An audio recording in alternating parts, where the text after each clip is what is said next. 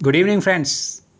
आज मैं आपके साथ लेके आया हूँ page 4 of the chapter 1 the decline of the Mughal empire, और हम पढ़ रहे हैं Bipin Chandra history of modern India. आइए देखते हैं पेज 4 के अंदर क्या कंटेंट है। हमने पेज 1, 2, 3 कवर कर लिए हैं। नाउ आज हम देखेंगे पेज 4 के अंदर क्या कंटेंट है। पेज 4 की हम बात करें तो हमने देखा कि जो मुग़ल एम्पायर का जो डिक्लाइन हो रहा है उसमें अब नोबल्स का बहुत मेजर रोल आने लगा है, और इसमें फर्स्ट जो नोबल आते हैं वो हैं जुल्फ़िकार खान, जो कि जहांगीर शाह के टाइम पे द रियल डिसीजन मेकर थे। एंड फाइनेंशियल, अगर हम ये बात करें कि जुल्फ़िकार खान ने कैसे फाइनेंशियल पोजीशन को ठीक ठाक रखा, तो हम देखेंगे कि इन्होंने जो जागीर और ऑफिसेस जो जहांगीर शाह आसानी से दे देते थे उस पर भी चेक लगाया और उसको कंट्रोल किया। दूसरा, इन्होंने जो मनसबदार थे, जो नोबल्स थे, उनको बोला कि भाई आप अपना जो आपका कोटा है ट्रूप्स का उसको आप मेंटेन करके रखिए और उससे ज़्यादा आप ट्रूप्स ना बढ़ाएं। क्यों? क्योंकि जब हम ट्रूप्स इंक्रीज़ करते हैं तो हमारे एक्सपेंसेस भी इंक्रीज़ होते हैं। फाइनेंशियल पोजीशन जो थी जुल्फ़िकार खान के टाइम पे उन्होंने कंट्रोल करने की कोशिश की थी इन दो मेजर्स को उठा के। लेकिन जब हम आगे देखते हैं कि जुल्फ़िकार खान भी बहुत लंबे समय तक जहांगीर शाह के जो रूल था उसको कंटिन्यू नहीं रख पाए। वो इसलिए क्योंकि उन्होंने कुछ डिसीजंस गलत भी लिए। उसमें से जो सबसे गलत डिसीजन था वो था इन्होंने रेवेन्यू फार्मिंग को इंट्रोड्यूस किया था। रेवेन्यू फार्मिंग का दूसरा नाम है इजारा भी कहते हैं इसको, इजारा या रेवेन्यू फार्मिंग। तो इसमें जो सबसे पहला पॉइंट है समझने के लिए वो ये कि जो मुग़ल एम्परर थे जहांगीर शाह, उनके टाइम में इसको इंट्रोड्यूस किया गया था। और इसके अंदर क्या होता है कि जो गवर्नमेंट होती है वो जो रेवेन्यू फार्मर होते हैं या जो बिचौलिए होते हैं उनके साथ एक कॉन्ट्रैक्ट साइन हो जाता है, और गवर्नमेंट को एक फ़िक्स अमाउंट ऑफ मनी मिलता रहता है। लेकिन सब कुछ ठीक है, गवर्नमेंट को पैसे मिल रहे हैं, फ़िक्स अमाउंट ऑफ मनी मिल रहा है, लेकिन इसमें समस्या कब आती है कि जो मिडिल मैन जो होता है, जो बिचौलिया होता है, ये जो रेवेन्यू कलेक्ट करते हैं बड़े फार्मर्स, वो छोटे किसान से कितना भी अमाउंट ले सकते हैं।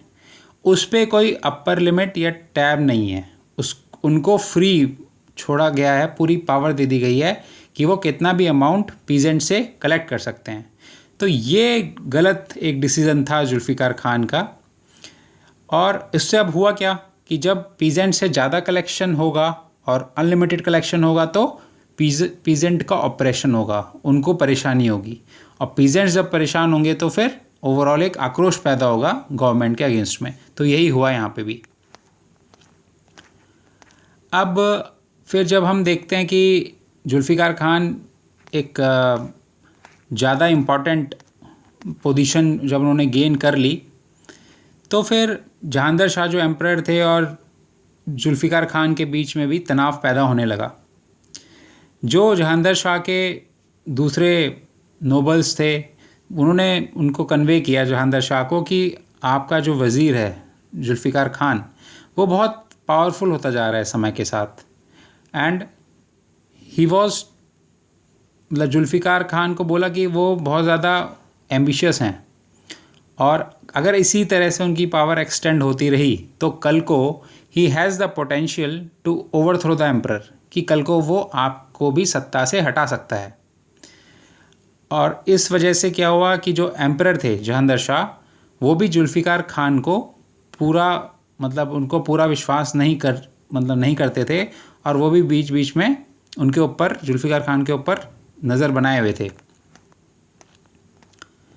अब जहांगीर शाह का जो रूल था वो बहुत एक शॉर्ट समय के लिए था, वो केवल 1712 से 1713 तक रहा, एक साल के आसपास।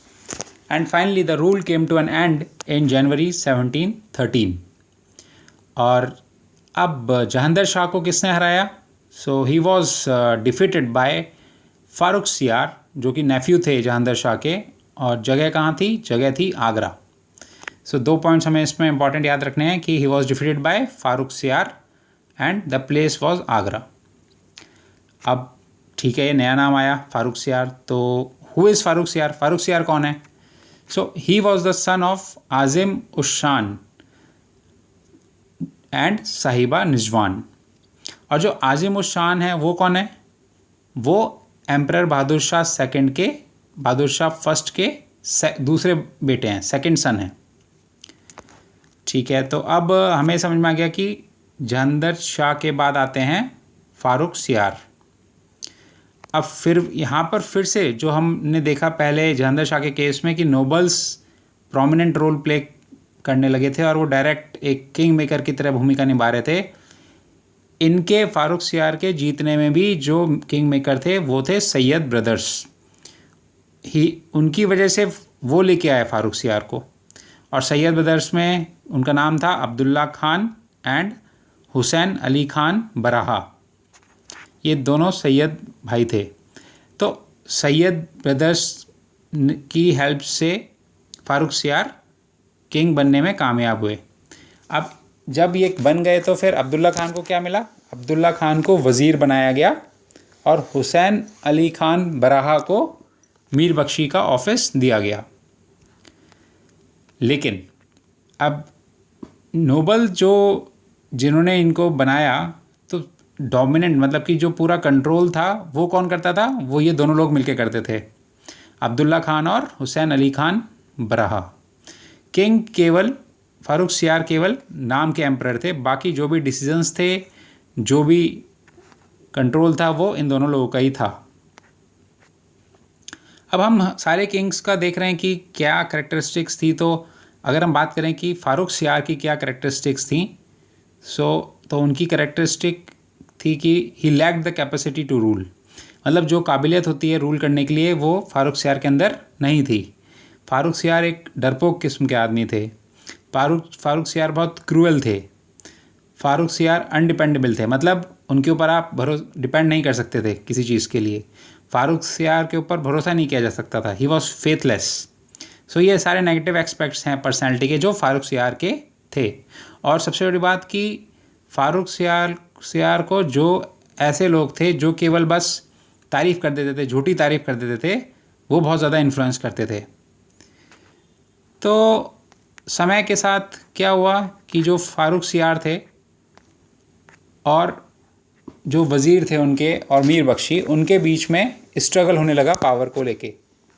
क्यों? क्योंकि सारा जो कंट्रोल था वो सैयद ब्रदर्स कर रहे थे एम्पायर के ऊपर, और फारुखसियार तो केवल नाम के ही एक तरह से किंग थे।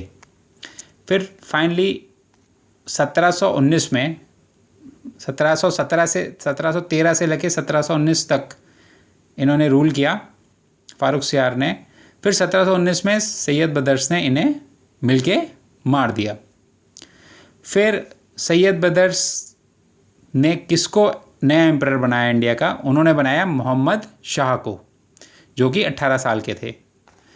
तो सैयद ब्रदर्स को तो ये पता था कि एम्परर वो किसी को भी बना दें, लेकिन रियर कंट्रोल जो है एम्पायर का वो उन्हीं के पास रहेगा।